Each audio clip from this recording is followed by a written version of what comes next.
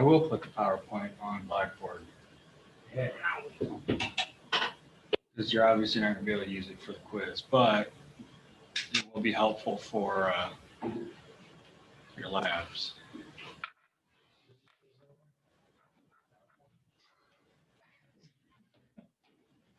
Quiz and stuff and things, yeah.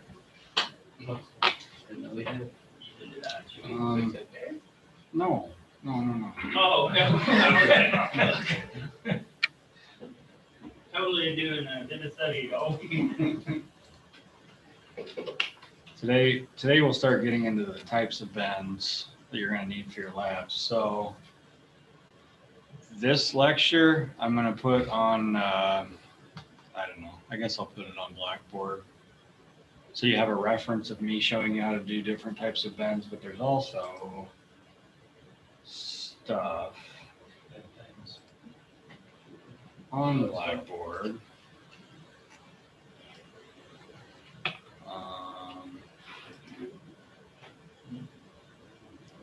Conduit. These are your labs, except these are not your names, but these are what you're going to have to get done. We'll go through that later. This is just another copy of that paper that I gave you that you get to use for your quiz. It's got all the support requirements and trig and stuff on it. A couple videos that can be helpful. I think it's this one, hand bending conduit. Like a man? What? No, sorry. Like a boss. Yeah, I was just picturing somebody without a conduit bender just going around. Hand bending conduit. The helpful thing about this PDF is if I forget, well, Zach showed me how to do the back-to-back 90, but I don't remember which way to have the shoe on the bender facing. This shows you exactly step-by-step how to bend these as well. So the reason I'm telling you this is because I'm lazy. And once I show you how to do it, I don't want all 10 of you, 9 of you coming up to me and saying, hey, how did you bend that back-to-back 90 again? I'll say, no. That's what I'll say. Not even for a sausage biscuit. Not even for that. Not even for that. Nobody wants your sauce. You married or something? I have a girlfriend. Okay. Now that I've showed you that, Yeah, there it is. on V finger. You weren't in high school when you did that fun. We talked about that. That was a while back. What's it? Are you getting married or no? I'll let you guys know if I'm getting married. So you can put a ring on it without even getting some of the benefits that come from it. Didn't promise her. Oh. I promise that they really disappoint you in bed for the rest of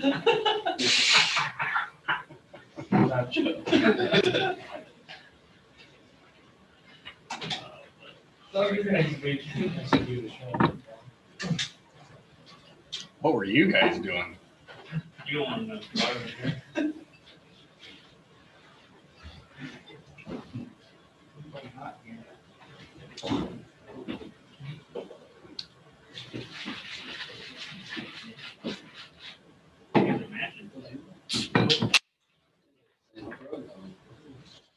What's going on? All right, first method of bending. Hand bending. This is what you guys will do for your labs. Yeah.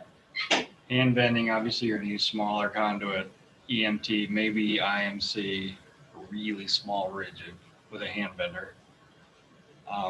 But the cool thing is the math is all the same no matter what type of bender you're using. So the marks on the benders, the arrow, so this is actually my own personal bender.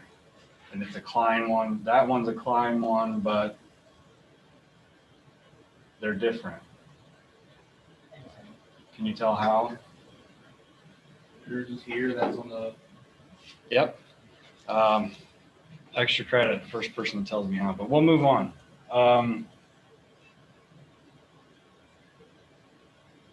Okay, so the arrow is going to be used for every single one of your lab bends. It is the main mark, and it tells you where the start of the bend is. So that arrow right here points up to the beginning of the radius of this shoe. So once I put the pipe in there and bend it, right at the beginning of where that thing starts to bend is what the arrow is pointing at. And these marks will become more, you'll remember them a lot better once you start to practice these bends.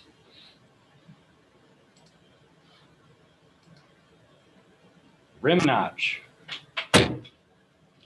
is up here. It's marked by a teardrop on this type of bender. I believe on the ideal benders, the ideal benders have a blue handle. They also have a teardrop. Those are used for the middle bend of a 3-point saddle. So when you bend a 3-point saddle, basically like a big triangle, that middle bend is a 45-degree angle. And when you put a mark on this teardrop and bend it down to 45, it will show you exactly where the center of that bend is. Make sense? The star is right next to the teardrop. It's actually got another notch on the rim. But that's used for back-to-back 90s. I'll show you later. And then these are your angle markings. So the thing about the angle markings is this is something that people struggle with. If I'm bending a 22.5-degree bend, I'll show you this on the camera when I actually do a bend, but you want to have the line on the bender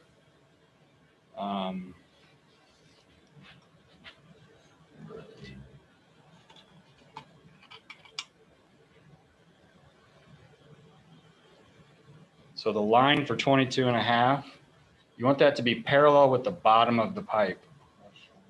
Can't see anything. Yeah, you can't see it? Oh, yeah, I'm on Zoom. Told you I was recording this. Anyway, log on there so that when I actually do a bend, I can show you what it looks like underneath there.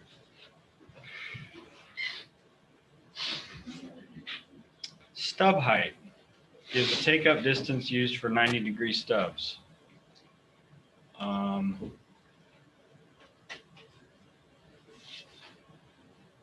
Yep. All right, this is a Hickey.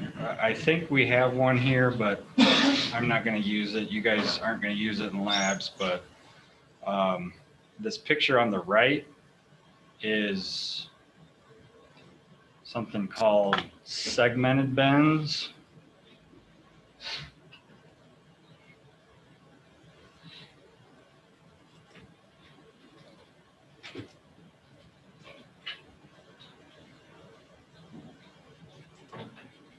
Zach, where's the link at? I was using 151. Huh? Oh, that's it. It's 912. Did you get it?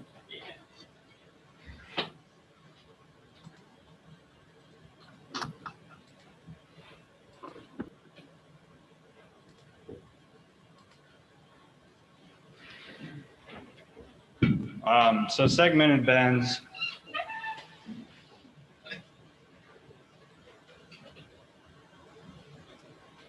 This picture shows three 90-degree bends, but at different angles. So there's a way to go through the math and figure out if you wanted those pipes to be spaced nice and evenly like they are in the picture. If not, you would have like on this bender, the radius is the same on all your 90-degree bends, right? So you would have more of a tight 90, another tight 90. So and then the spaces of where those radii are spaced out a little bit further apart. This is just a little more aesthetically pleasing. Or if you were pulling in something into that conduit that you wanted less strain on when you were pulling it in, you want a bigger radius, you would use segmented bends with a Hickey. You can also do segmented bends with hydraulic benders, but the math is all the same, but we're not going to get into that in this class.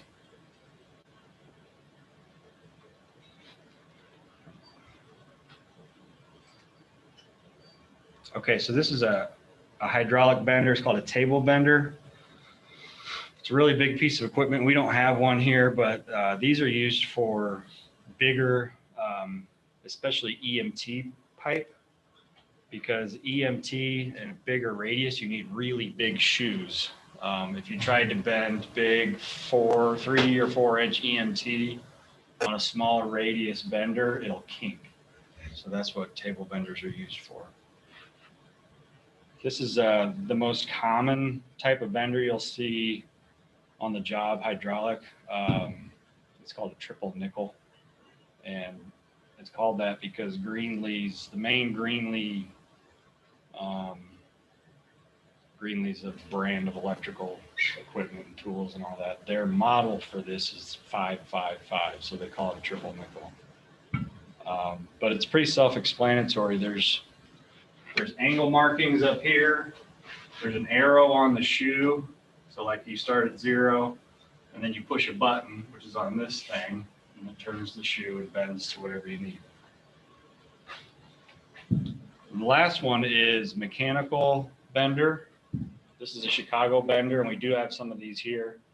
As long as we still have time before break, I'll bring it in and do a demonstration. You guys can bend some bigger rigid pipe with this. But it's mechanical because all you're using with it is leverage. So you can bend big conduit with these, and you're just using leverage to turn the shoe. And you'll see what I mean when we bring it in here. And then this is the method that Dollar was talking about. Okay, and then it wouldn't be right if I didn't show you guys what a reamer was. Yeah, This is a reamer, and I have one. So obviously, if I'm bending pipe and I want to cut that pipe to length, bend it, put it up on the wall, when I cut it, what's going to happen to the end of the pipe? It's going to have a bunch of burrs on it. So it doesn't do you any good to put a bunch of nice looking pipe on the wall and pull wire through it if it's going to skin up the insulation. So something as simple as a file can be used. This is a reamer, so I'm going to put it in the back on the tripod stand so you guys can use it. When you cut a piece of pipe, ream it. We're not going to pull any wire through the pipe that you guys are bending, but it's a good practice to get in the habit of always reaming the pipe after you cut it. And then that Milwaukee one is just something we can put like in an impact gun and ream it that way. All right, so these are the types of bends we're going to do. Everything on here except for the rolled offset. The rolled offset is an offset, but it's rolled. See what I'm saying? The math is all the same. It's just you're taking the offset angles and you're laying it to the side. So if you can do an offset, you can do a rolled offset if you just take the time to measure a little bit more. Okay, stub 90. This picture, I think I pulled straight out of that PDF, that hand bending PDF.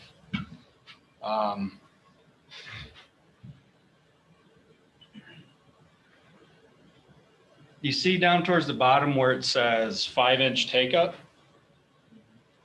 So looking at that, you should be able to tell what size conduit this is. On this bender, it says stubs 5 inches to, and there's an arrow, it's all rubbed off, but this one has a 5-inch stub. This is for a half inch EMT only. See it?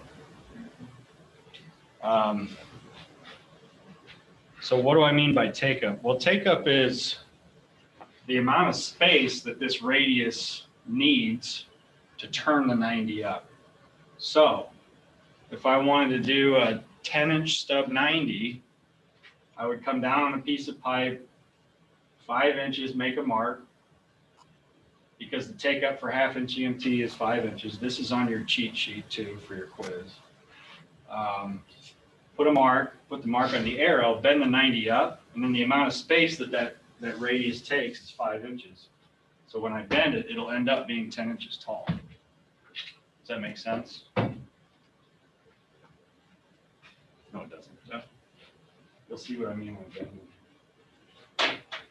All right, so what size stub do you want me to do?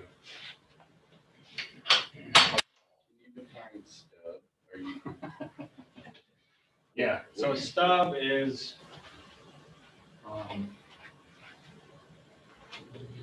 So like the leftover or something? no, like if I had a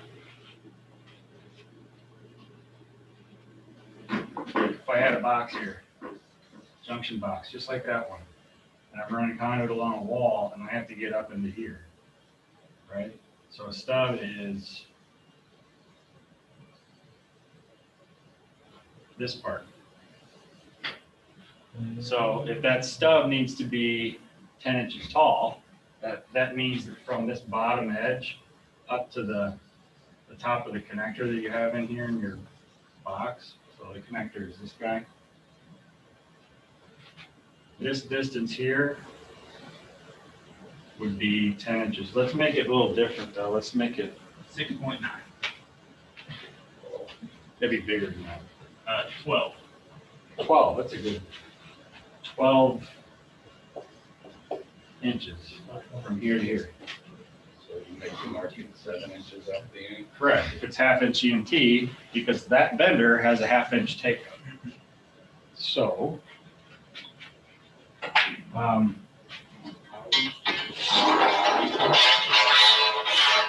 back to your labs real quick. There's two different types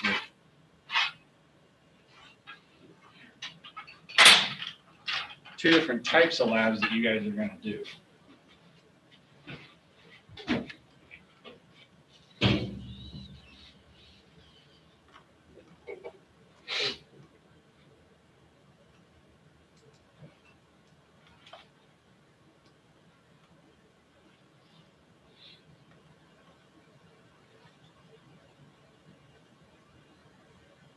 So I will have this spreadsheet out there with your names on it, one, so I can keep track of what you've done, and two, so you can see what you still have left. But non-wall mount and wall mount. The wall mounts are the ones that are out there on the wall, and I'll show you how to measure for all that stuff. Non-wall mount is, all right, this first one, 9-inch stub.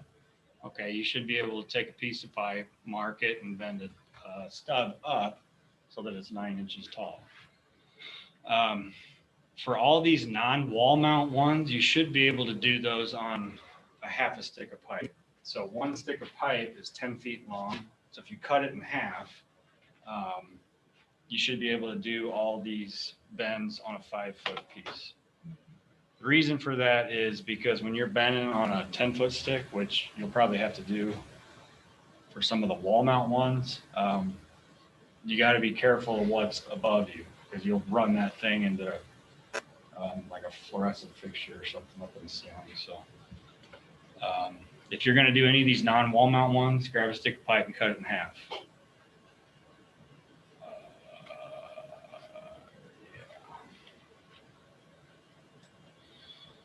So what did we say we're going to do, 12 inches?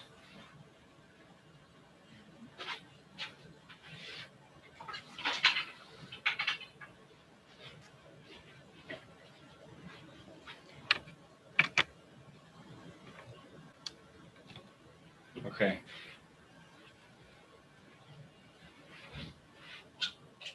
I recommend that you use pencil for all of your bends for two reasons.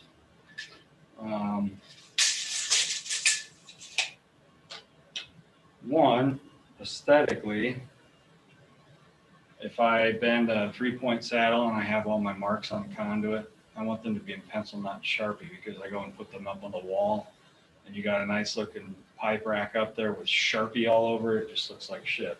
Two, the second thing is you're going to make mistakes. And I make mistakes. Everybody makes mistakes. So if I make a mark here and I'm like, oh shit, that's not right, just rub one out real quick. You know what I'm saying? Yeah. All right, so that's 5 foot. I'm going to cut this thing in half. Everybody used a hacksaw before? Yeah.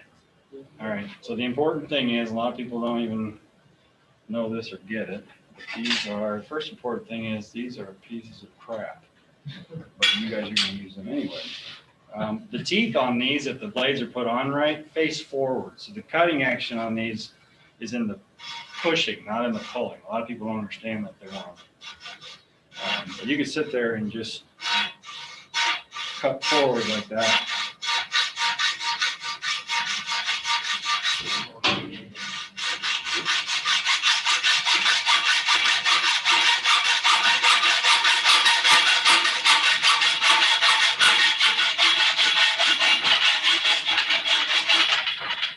All right, so what's my next step? The burr? Reaming. We're gonna get. And these reamers, there's different. This one will go 1/2 inch, 3/4, and 1 inch pipe. There's little teeth on these there, and these are replaceable too. But you just put it in there and spin.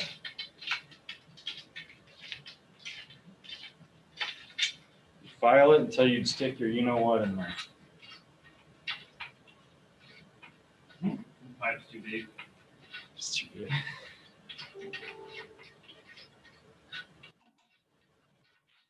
All right. So what are we doing? 12-inch stub.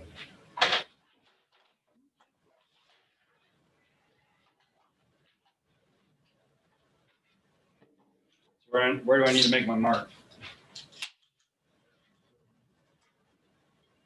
7 inches. Yeah, 5-inch takeout for 1/2 inch pipe. So I'm gonna make a mark at 7 inches. And just to prove this to you, I'm gonna put a mark on the whiteboard that's 12 inches from here. The take-up only applies to the 90s though. Yes. There's other things called shrink and gain and all that stuff for different types of bends, and we'll talk about that too. But, okay.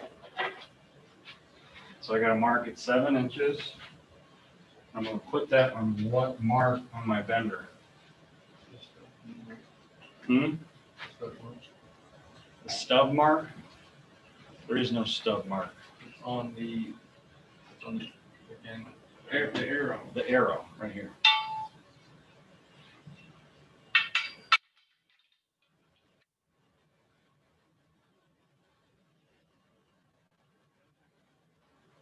And just to show you. Can you see that? Hey, look at that. Is the shoe the side with the arrow?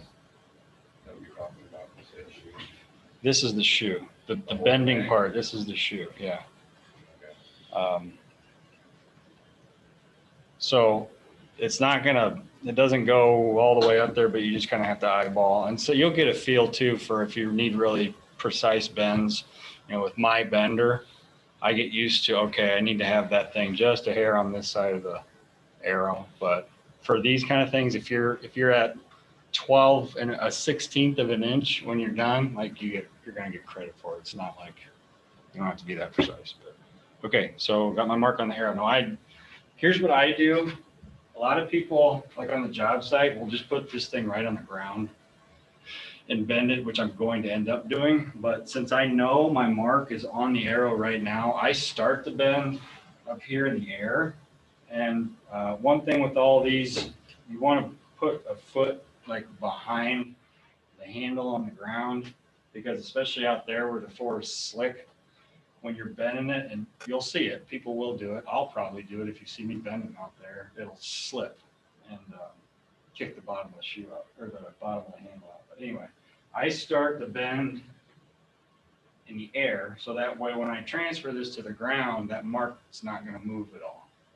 If you had it in there straight and then just put it on the ground, it's going to want to move around in there. So start it in the air.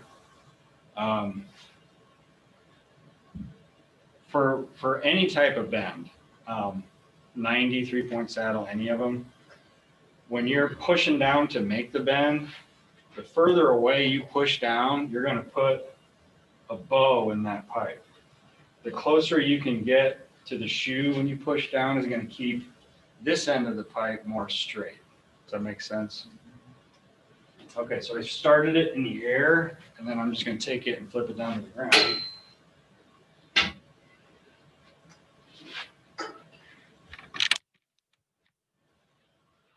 And for 90s, when you have these things on the ground, what this thing is for is your foot.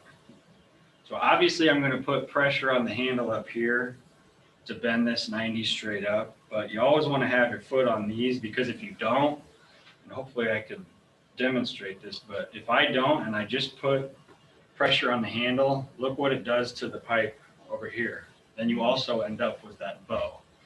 And it doesn't look like much right now, but when you go to put it on the wall, you'll actually see a little bit of a bow.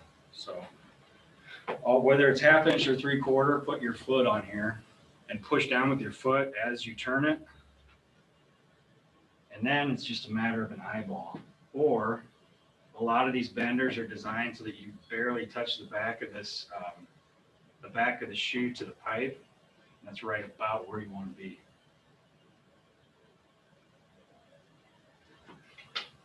So that is a stub 90. And as I'm looking at it, it looks a little closed.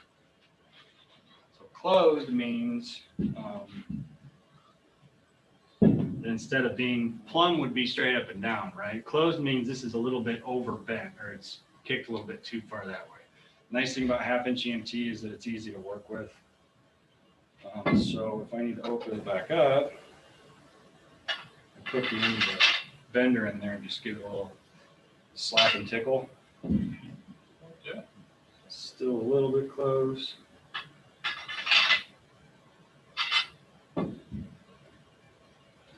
Pretty good. All right, so if I did it right, and the math is right, this should end up at 12 inches. It's just a hair over.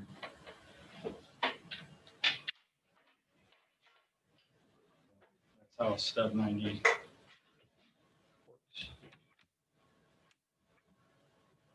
Okey doke.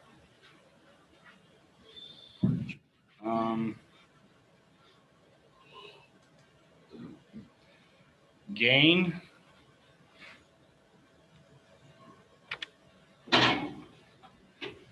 There's a formula there. Gain is original pipe length minus the distance of that plus that. So if this was 10 feet long,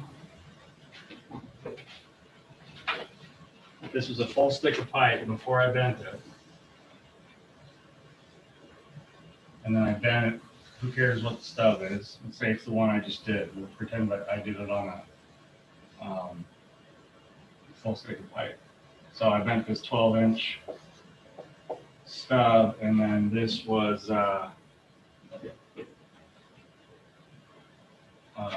9 foot, 3.5 inches from here to here.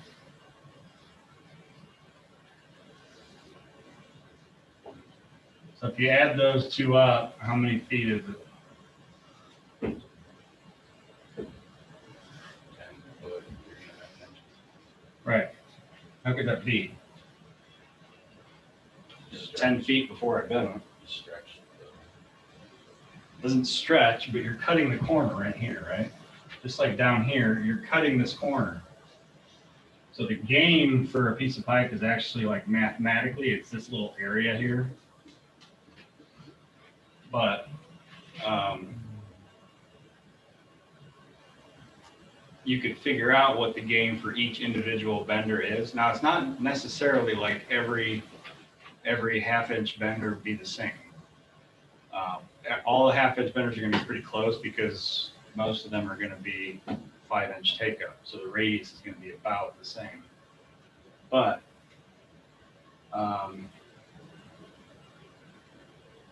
when you bend a stub 90, this is important because if you're bending rigid pipe,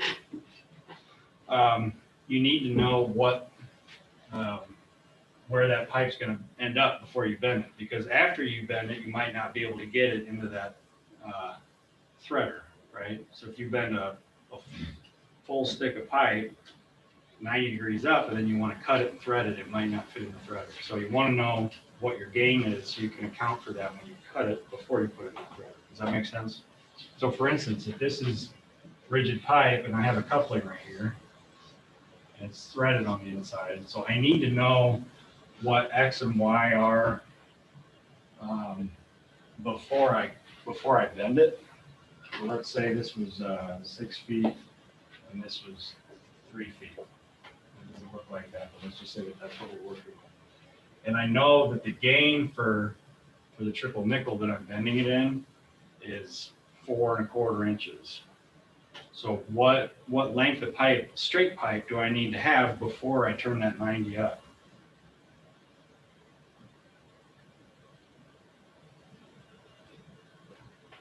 Think about it this way.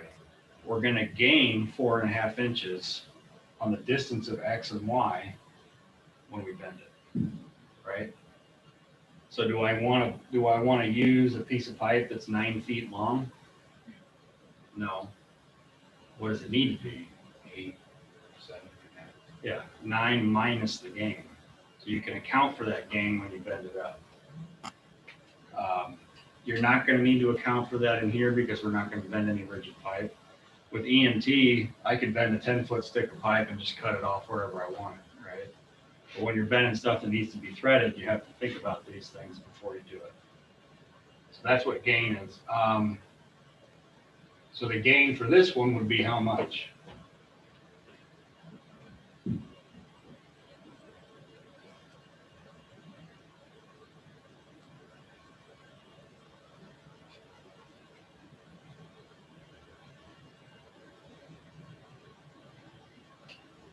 Der.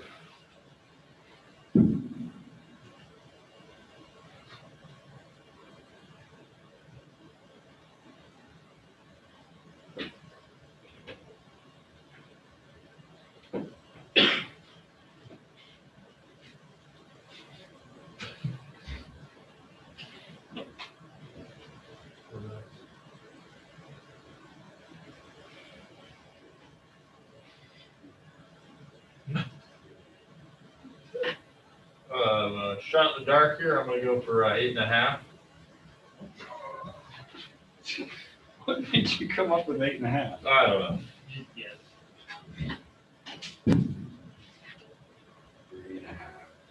3.5. It was 10 feet before I bent it, right? 10 feet when it's straight. All right. This distance is 9 feet, 3.5 inches. This distance is 12 inches. So what did we gain? We gained 3.5 inches, right? If you add those two up, X and Y, you have 10 foot, 3.5 inches. So you gained 3.5 inches. On the same token, if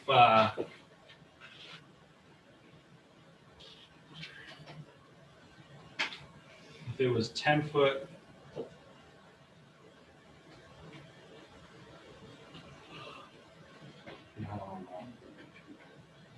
trying to think of how it's asked on the quiz. That's a hint.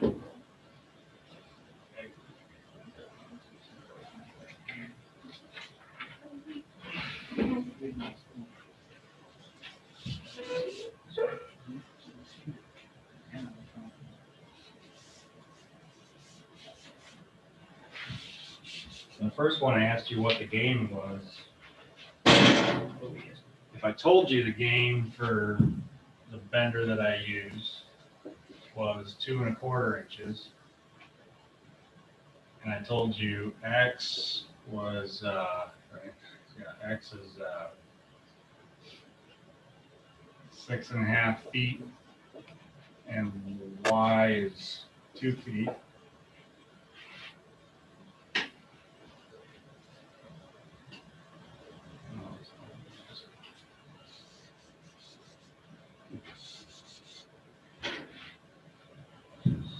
If it was the original pipe length, so this one, when it was flat, was 8 feet, 6.5 inches.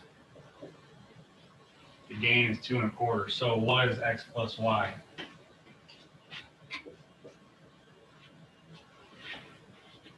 So this was when it was straight.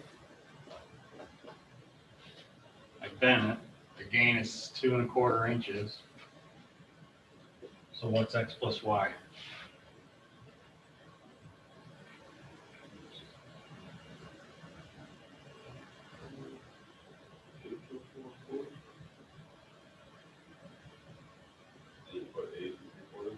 Yeah, in this case, we're adding it. X plus Y is always gonna be bigger than the original pipe length. Because we gained 2¼ inches, so it'd be 8'8" 8¾ Make sense? Sure. Need to write that out. All right.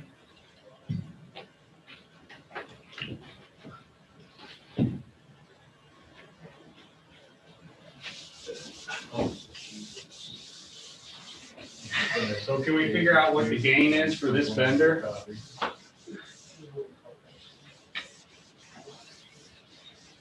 What time you should Can we figure out what the gain is for this bender? How? After you make your bend, I guess you can just measure your pipe. Yeah, Right. do your original length of your pipe and then. Yes. So what was this when I cut it? So if I measure then this distance and that distance, we can tell what the gain is, correct? Yeah. So somebody write these down when I tell you what they are.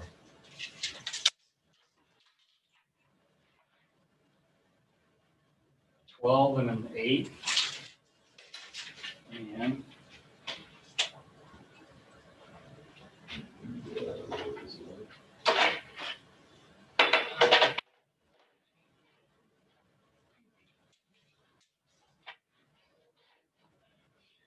oh, open, isn't it?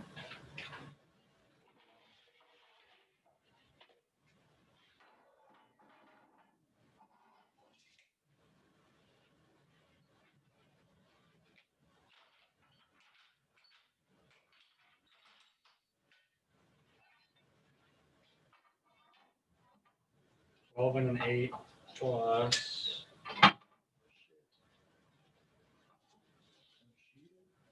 12 and an 8 plus 50 1/4. What does that add up to? 62 and 3/8.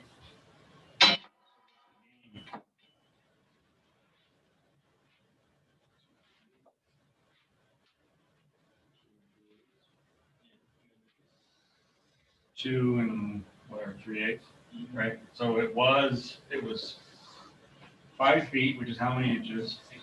60 inches. And I told you the height was 12 1/8. And this distance was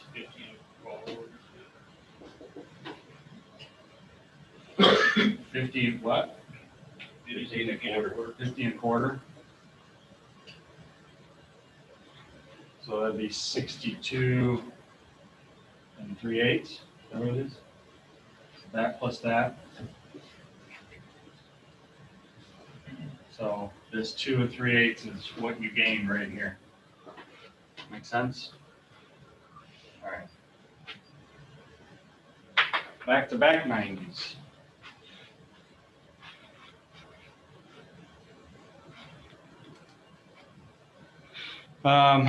The important thing to remember for these are where you're measuring from. So you will see circumstances like this, not so much, because why you would ever want to go between two brick walls and then just free air it across there doesn't make any sense. But back-to-back distance measured is outside to outside. So on here, that would be this distance to this distance. Most other distances that you measure for other types of bends are going to be center to center, but these, it's important to remember outside to outside.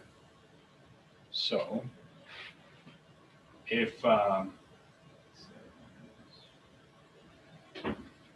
in this case,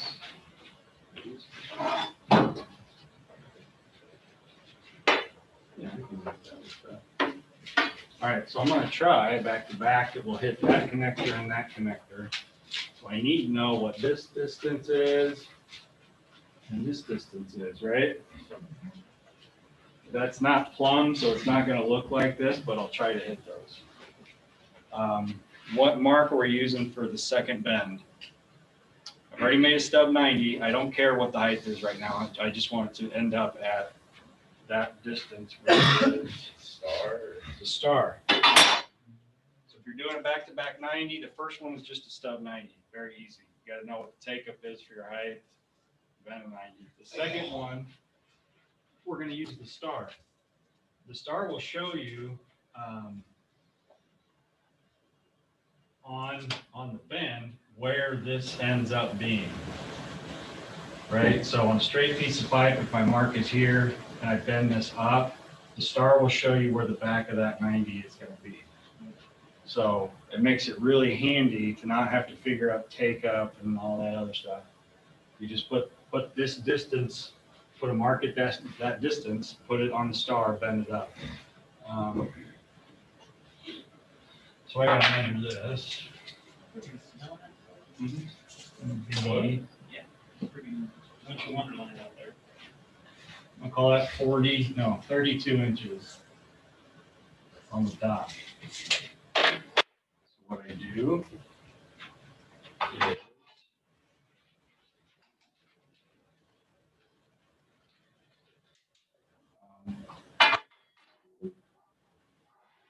a mark at 32 inches.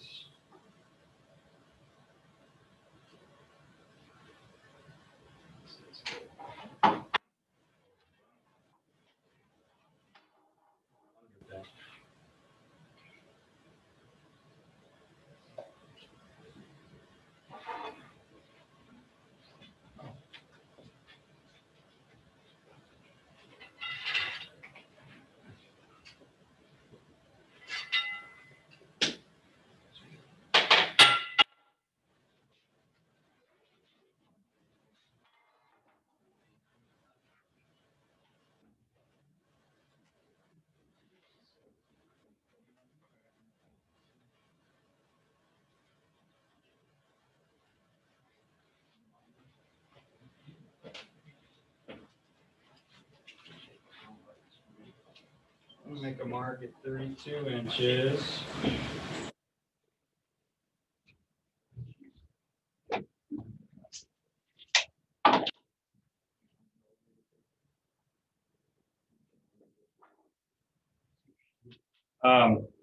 Anybody know what the word transpose means? You can't put it on one area and put it on another. Right. So we'll get into that later with our measurements, but also it's a good idea to transpose your marks all the way around the conduit, because I just measured it like this, put a mark on the top, but when I put it in the bender, the mark's probably going to be on the other side. So transpose your mark all Not transpose, like, the way. That too. All right. Most important thing for the back-to-back is which way do I face the shoe? So I won't make you look it up on the PDF. And I'll think about it for a second. That.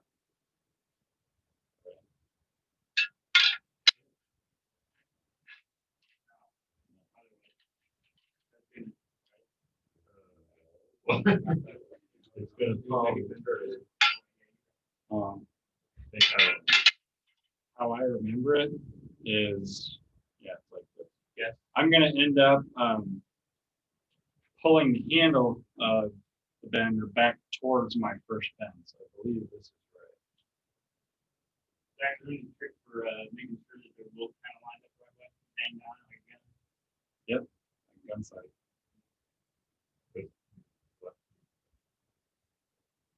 Oh shit.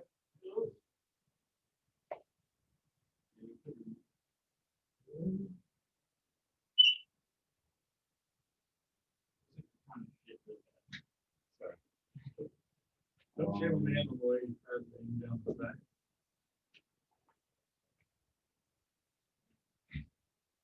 Maybe that's right.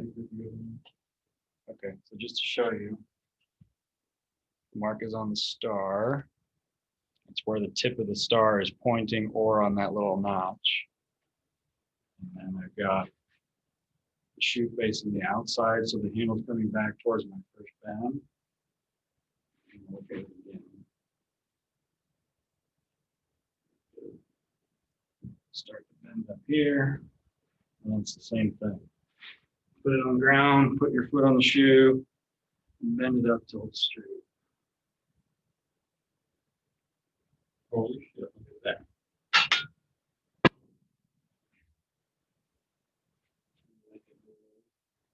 Oh, the whiteboard. So it looks like the taller one is a little closed. The bottom one is a little open.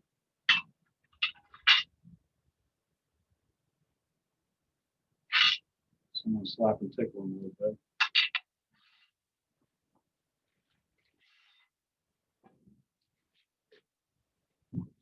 These are also called the ball horn. You ever hear somebody saying ball horn? All right, so if I did it right, it should hit the connection. Look at that. Look at it. Just look at it. All right. And you did that after the first 90. So what do you like? Just straight to the pipe, show all your measurements now. Rather than take the first one and measure 30 inches off that. Now, if you're using the star, right, which is what you want to do, you could do that if you figure out if you had the take up for each of them. Figure out your gain so you know exactly. So you'd have to know take up and gain, figure out how much it is, mark it, cut it, and then bend them both up using the arrow. But if you're using the star shows you where the back-to-back 90 is going to be. So and there's really no point in trying to figure that out. Okay, so that's a back-to-back 90. It's a good question. Anything else? Maybe use that like hydraulic press one? The what? Just the hydraulic press bend or whatever. So the hydraulic ones do not have a star. Okay, so that's when you have to use that. You would have to use that kind of math, or bend two 90s and couple them together.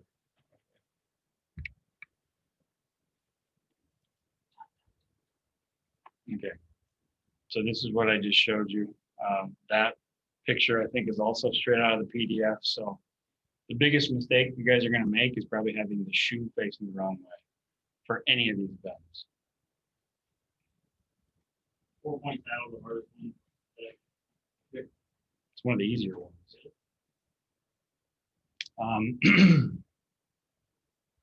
All right, this is a kick. This is the only picture that I could find on the internet of a kick.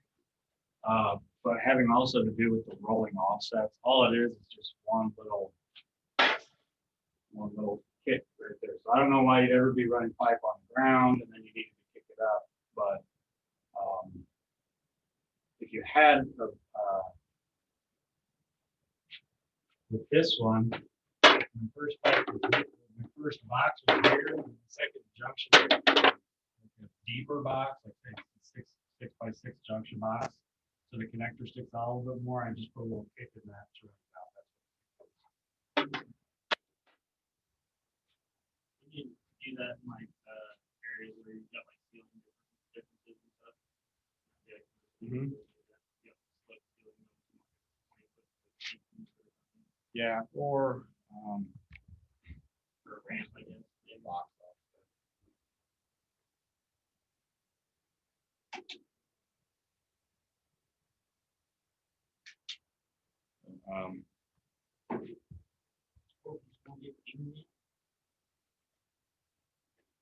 no, there's something that I used to use for a video. I don't remember what it is. I think it was before this room was built. It was like right up there. And I would take a laser pointer to see how that conduit comes this way and then kicks. Yeah. Yeah. You'll know what I mean when you need to do it, but it's really easy. All you need is that math, the trig, right? So if I'm looking down, if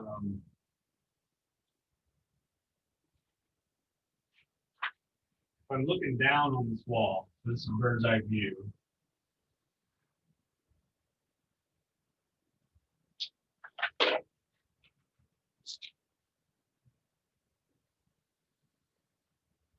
And let's say it's this, it's the back-to-back 90, right? And this junction box is like that. It's just that's a 4 and 11/16 junction box. Measured as 4 and 11/16 by 4 and 11/16. And there's little knockouts in there where your connectors can go, right? But let's say I was bending it to be underneath, like you see this pipe coming down, look at the top. And I got this back-to-back 90, and I'm going into a big trough up here where the connectors, I don't know, somewhere like that. So if I ran that bullhorn straight across, I would end up right here. In this case, all I need to know is what's this triangle right here. So if I chose a 22.5-degree bend or kick, so here's my box offset, but I need to kick one end out a little bit. So that would mean that my angle would be 22.5. And I know I'd have to measure or transpose the distance from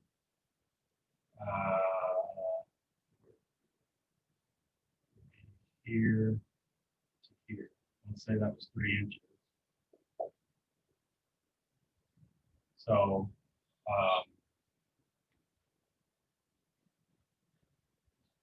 that's not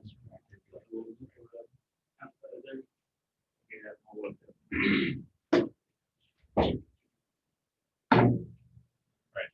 So then I would need to figure out on the end. So here's my pipe, right? It's like this. This is looking down on it. The 3 inches is the inside of the pipe. This would be center to center because here's my stub. I'm looking down on this. I'm looking down on this bullhorn. It look like this, right? You have 2 ends facing you. Yeah. And then what you want it to look like is flat, and then it has this little pit. So the triangle would be center to center, or like this distance to this distance would be, let's say it's 3 inches. And you chose to do it on a 22.5-degree bend because that's one of the marks on my bender, and I have enough room to do it. So your triangle would look like this. 3 inches. 22.5 degrees. So I need to know this, and I need to know, does that make sense? Where to put this mark, right? So from the end of the pipe, into here, to somewhere on here, I need to make a mark, and then kick it up 22.5 degrees, and I'd end up at 3 inches. Does that make sense? So what would the distance between my marks be?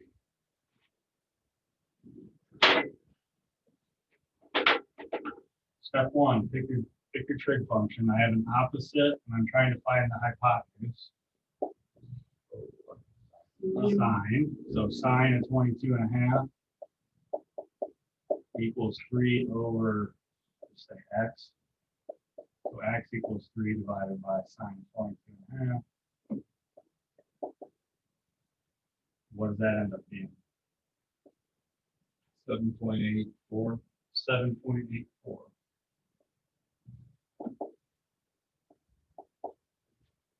So hair over 7 3/4, 7. 7. So if that's the case, I have my bullhorn sitting right here, and I would measure from here over 7 5/8. Put a mark on the pipe, bend it 22.5 degrees, and it should end up looking like this. That's a kick. Cool. You won't have to kick in the lab. Can if you want to practice.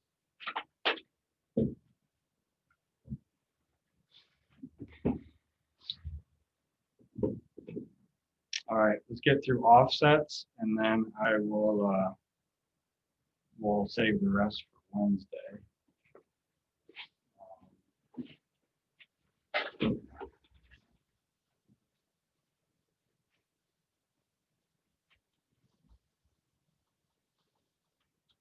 These are offsets. Offset just means I'm headed in this direction, and then at some point I want to be headed in this direction up here. So for instance, if I'm running pipe along a wall, and then I've got the junction box up here, with the connector right there.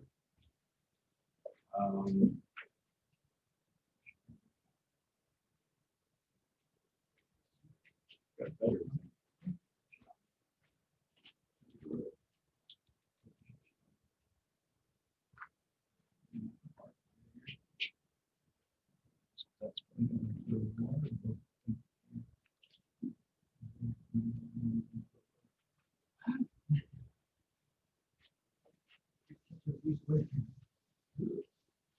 These little boxes, anybody know what they're called? Boxes. Little boxes. These are called handy boxes. So whether you want to put an outlet or switch or something in those little tiny ones are called handy boxes. But these two, and I need a piece of pipe that's going to go offset into this one. So how am I going to do that? With one pipe, with a piece of pipe.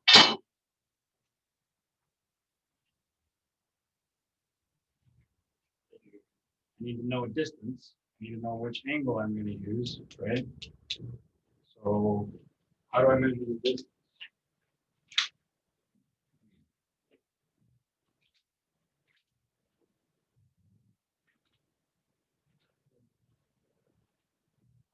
Do I know what this is called?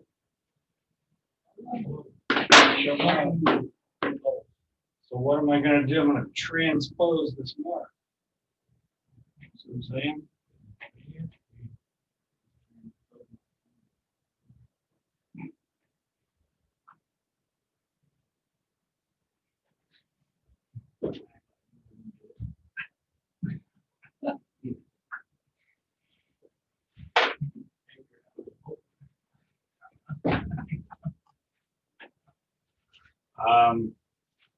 And where am I measuring to? The bottom or the top of this coupling? Top. Bottom. Think about offsets. This is how I remember it. Think about offsets like you're going over an instruction. A lot of times in the field, you will have to do this. Let's say there's no box here, but we're running kind of along this wall this way, and there's a big I-beam right here.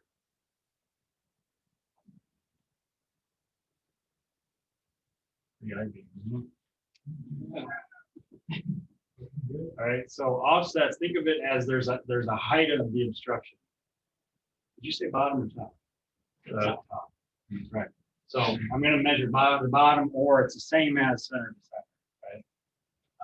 But think about offsets as the height of the obstruction. Okay, so I need to measure this. Call it 8 1/4.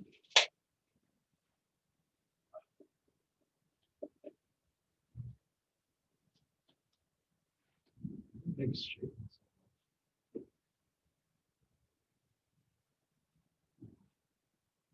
Okay, so my triangle is going to look like this.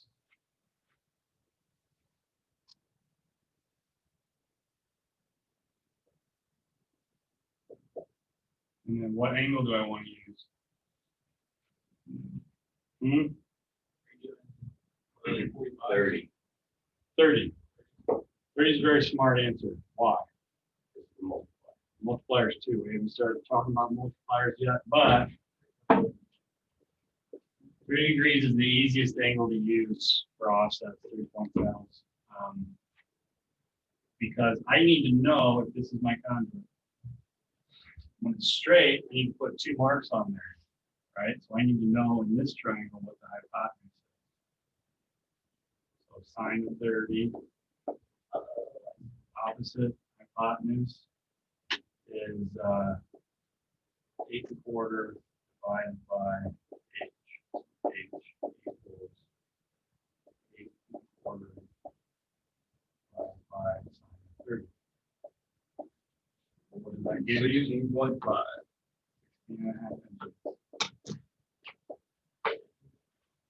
So you notice that that's double the offset height. So there's two ways to go about all this. I made you go through the math first because that's how I do it. The reason I do it that way is because the math stays the same no matter what. I don't have to measure. I don't have to memorize all these things.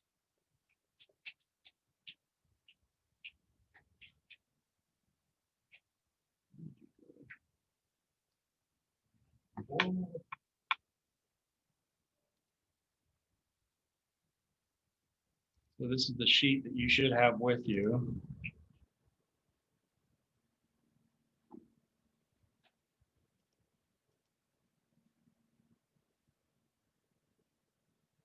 There it is.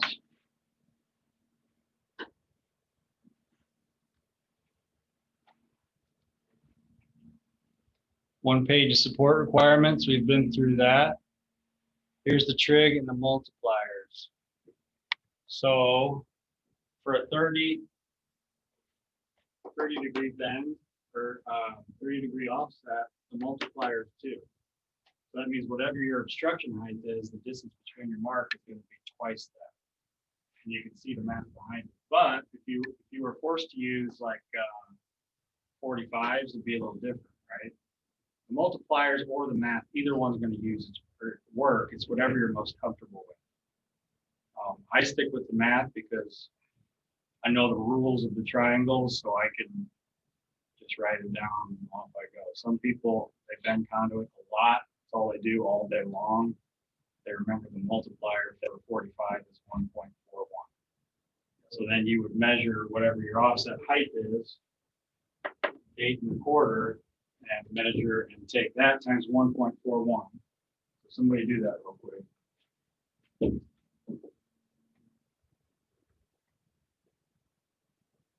11.63. And that's for 45s.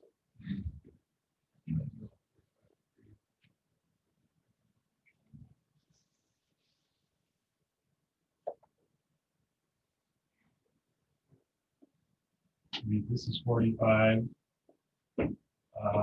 1.41 times 8 1/4.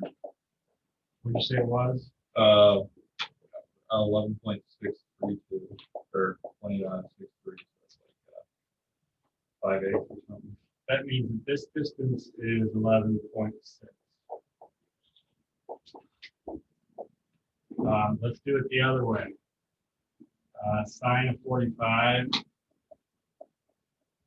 is 8 1/4 over the hypotenuse. So what is 8 1/4 divided by the sine of 45? 11.67. Which one's more accurate? This one, okay? The multipliers, all they are is a relationship between that and the angle, the height and the angle. So you can memorize 1.41, or you can know how to do the math. Either way you do it for your labs, I don't care. It's whatever you're most comfortable with. A lot of people memorize the multipliers. I'm a math guy. Just whatever works. That, once you get into like the threading, is it better to use math then? You kind of be more precise with that. Not necessarily, because the math is all the same. It's not better one way or the other. It's what you as a worker are going to get done more, not just quickly, but efficiently. So it's minute enough to not really make a difference in like use math, use Right, yeah, it's not useless, because basically the same. That's a good question, and it's a good point. So with an E and T connector, going inside a box, kind of like this. It's like the set screw connector. Here's the threads. Or in the same box, let's say I went in with a little piece of rigid. Here's my pipe coming off, or coming out. And I cut it, thread it, and then I put this lock nut on. Either way you do it, there's a little bit of wiggle room because the threads are going to go like that, right? And in this, if I'm trying to hit this mark, if I'm short by a 1/16 of an inch, my pipe's still gonna be above that set screw, right? So there's a little bit of wiggle room to pipe. You always want to aim for perfection, but yeah, it's a good question. But the answer is just whatever you're most comfortable with. I'd be doing the math because I'm a dork. So you understand how to bend an offset and the math behind it, or the multipliers. Everybody on the same page. Okay, so then back to our example, so I can bend one for you. Zach, are we ever gonna get into anything like how to get that perfect, knockout the side of a box or something? Sometimes I see them, electricians, or whatever, you can see the marks where they get like that perfect knockout in the box where they're lining it up just right. Yeah, we can do that.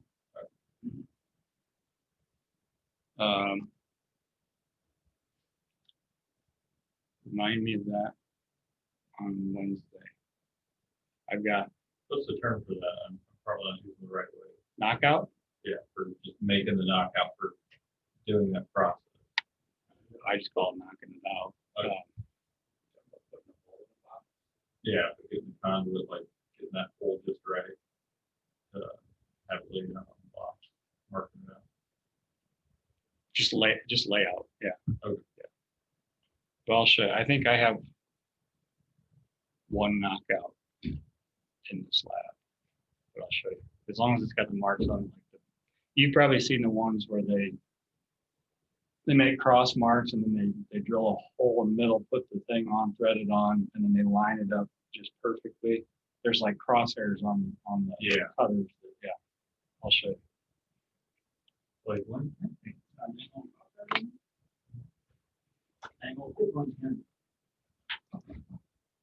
Okay, so 8 1/4 inches, that means on this thick of pipe, how far apart do my marks have to be?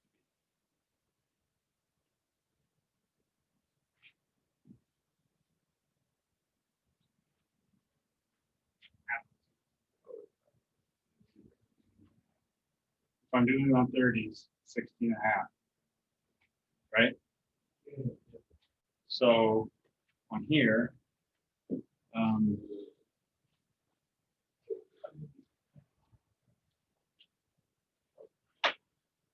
can I start this bend right from the end of the pipe? No. So I have to have some ambiguous number or mark on here where I start my first bend, because I have to put it on the arrow. I can't start it. If I try to put the end of the pipe on the arrow, there's nothing for it to grab onto. So my rule of thumb is 2 inches, 1 inch, whatever's going to get,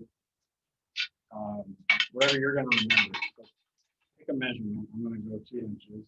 In this case, though, it would have to be the. Oh, yeah, yeah. If we are going, okay, good point. If we weren't going over this instruction, we could make this wherever we wanted, right? We could make it tight over here. We could bring it out a little bit and then down.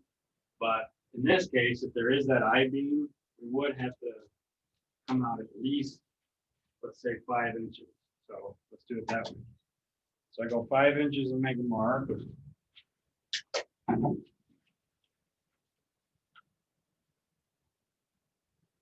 And then how far apart are my marks? 16 1/2. That's one. So 16 1/2 plus 5 would be 21 1/2. So that's where I'm going to put my mark. And the distance between them is 16 1/2 inches. So that's what I just marked there is basically the hypotenuse of my triangle. Right?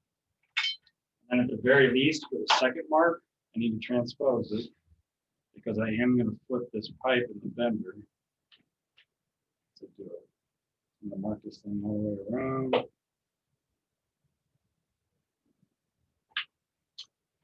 Which marks on the bender am I using? It's the arrow for both of them. So if on my first mark, it's the 5-inch mark that we made. Put it on the arrow.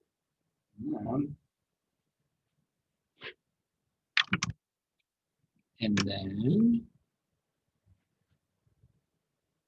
You ever seen Uncle Rob on YouTube?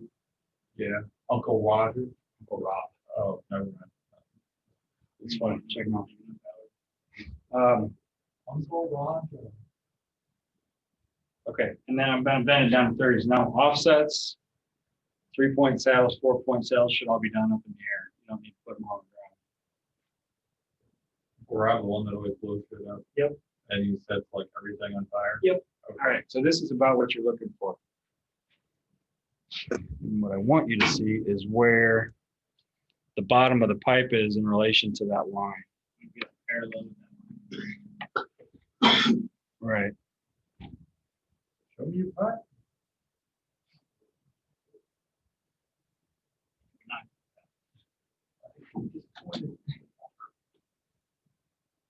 That might be a little overbent, but we'll see when we make the second bend.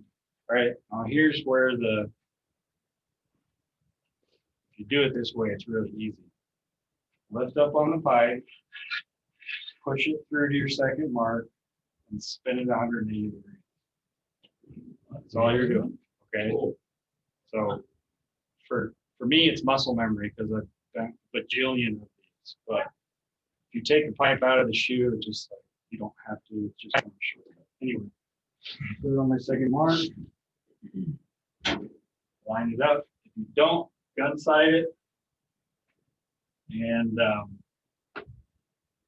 make sure it's in line with the handle of your bender. You're going to put something in it called a dog. And I think I will put a dog in it on purpose so you can see what a dog is. But Are you able to take the dog out? with having a GMT, you probably can. Okay, and then the second bend is just back down to 30. I overbent the shit out of that.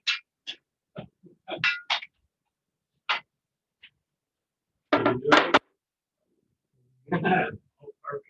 Yeah, I missed it a little bit. Nailed it. All right, so It's got more than 2 knockouts on those handies. yeah.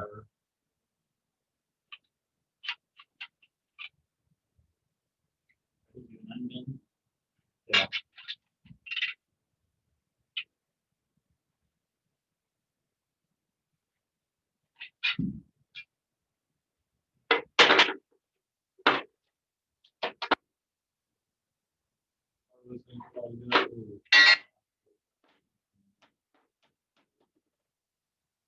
Whoa. Yeah, I think I need to take a little bit out of both bends. I really did a piss poor job of this. It shouldn't be. You shouldn't have to constantly be taking bend the outer pipe. But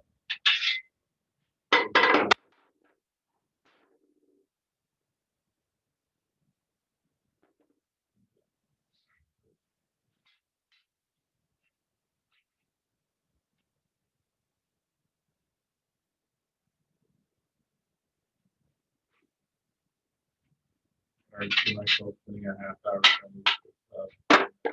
yeah, this is really Oh, this is really amateur hour. What I'm doing wrong. But if I did it right the first time, that's sort of what it would look like. Mine's the dog. Now, can you see the dog from where you're sitting right now? It's how it's kicked off of the bottom. Right, you can really see it when you look down. So I don't know if you can see how this is not line up with that tailpiece. Hey, how are you? I'm almost done. Can you hang on for me? You see that?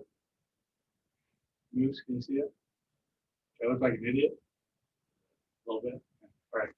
I wanted to show you what a dog looks like. So that is your saddle.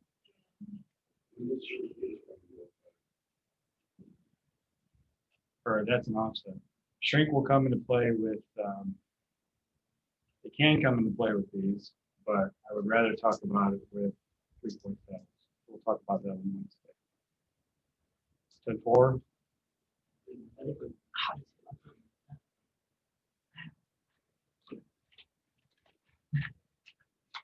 All right, well, that should be enough to get you going on some of the Conduit labs for those of you who are ready for them. We'll pick back up on that stuff on Wednesday. Okey doke.